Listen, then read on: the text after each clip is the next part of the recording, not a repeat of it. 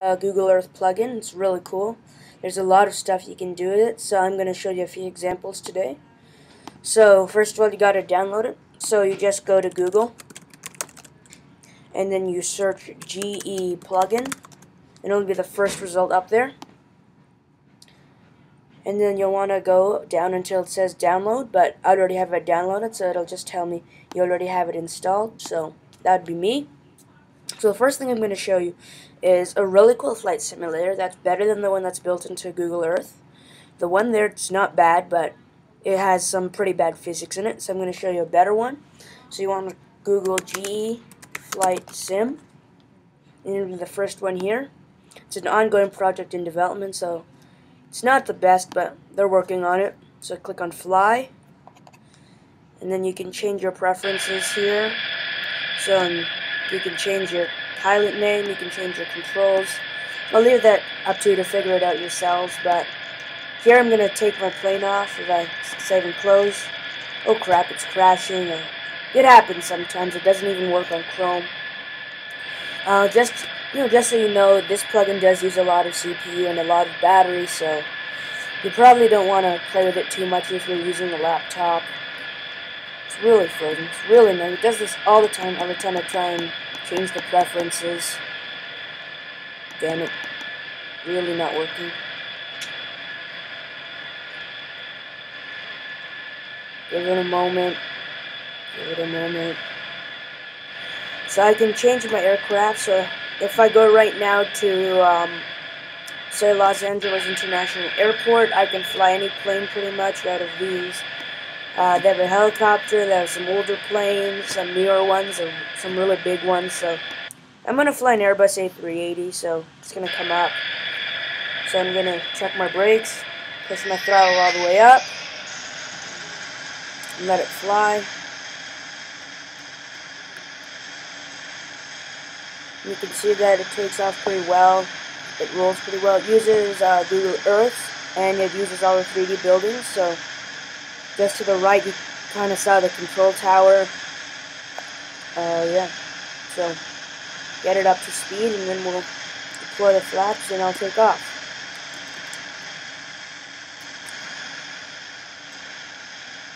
Okay, I'm going to lower the flaps. Give it a bit of up elevator and let it take off whenever it wants to take off. Really doesn't want to take off today. Alright, there we go. It's taken off. So I'm going to turn off my flaps. Then I'm going to raise the gear. Start banking it to the right a bit.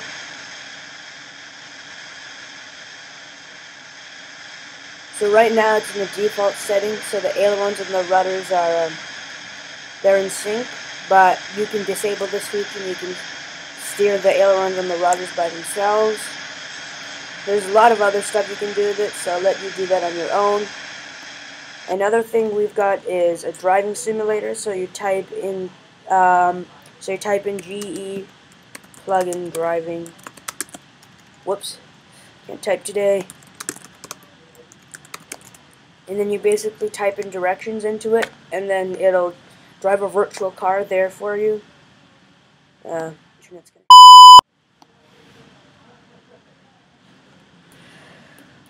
wait for it to load. Really bad internet. Really bad internet. Let it load. So I can type in an address. So in this case, let's do the school. So it would be 2365 Bayview Avenue, Toronto, which is my school. And then let's go to the Ontario Science Centre, for example. So that would be 770 Don Mills Road, once again, in Toronto. And I can click Go, and it'll load directions for me using the Google Earth direction finder, kind of like MapQuest. Give it a moment to load. It's really bad.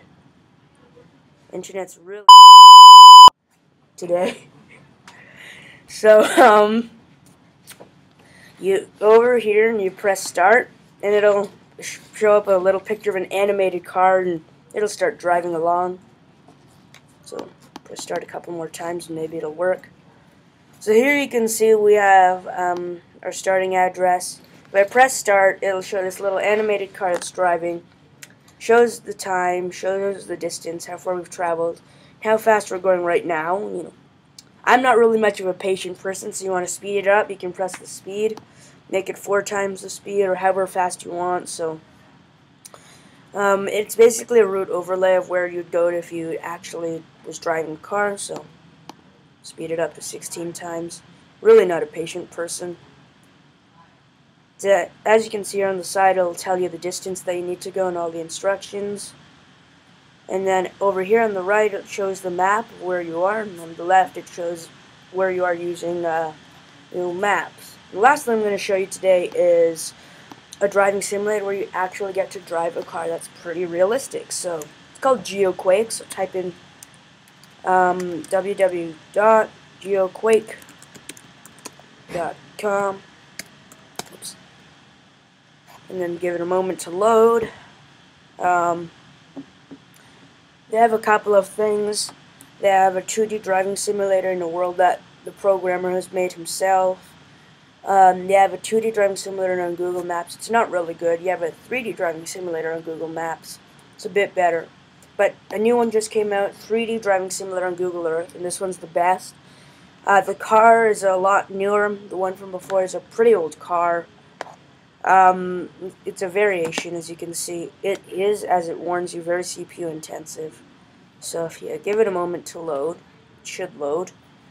Yeah, your basic instructions on how to use it. You can change where you're looking using WASD. You can change your viewpoint behind the car, in the car, however you want using V. And then, as you're aware, in different parts of the world, the driver's on the right or the left. And you can change right-hand or left-hand driver using X. And then you control the car with the arrow keys. And then, still isn't really working, so try refreshing the page. Plugin just got updated, and there's a lot of bugs in it, so Google's working on that. We're just waiting for them to put out a new update. Hopefully fix all these problems I've been having. Really isn't working today. Oh, God. Okay, I'm just gonna try and... Alright, there we go, it's loading. As you can see, it's a pretty good car. You can change the view. Here you have the steering wheel, which will move as you move the arrow keys. Here's your speed. This right here shows when you accelerate, it'll move to the back, which is basically where the G-forces are moving. So here's the second view from behind the car, from the side, always facing north. This one will be from straight up, and this one is from inside the car. Because I can change right-hand and left-hand side drivers. And I live in Canada, so I'm going to go with left-hand here. And you can accelerate.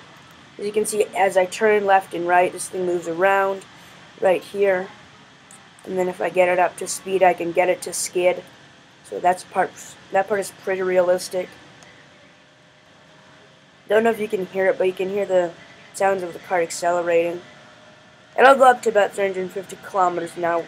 That's not so realistic, but yeah, it's a simulator and it's free. So now that I'm at a pretty high speed, 250 kilometers an hour, I'm going to turn hard and brake, and that'll send the car into a skid, which I will now exit. And then you can just drive around. It uses Google Maps, and it does use 3D buildings, and it's pretty realistic. And here you can have a couple of preset locations. You can go to Googleplex, which is where we are right now. You can go to Japan, Hawaii, a couple different places in Colorado, Manhattan, or you can go pretty much anywhere else in the world. There's a lot of other cool stuff out there, and I encourage you to go out and find it. But really, it's really good, so have fun.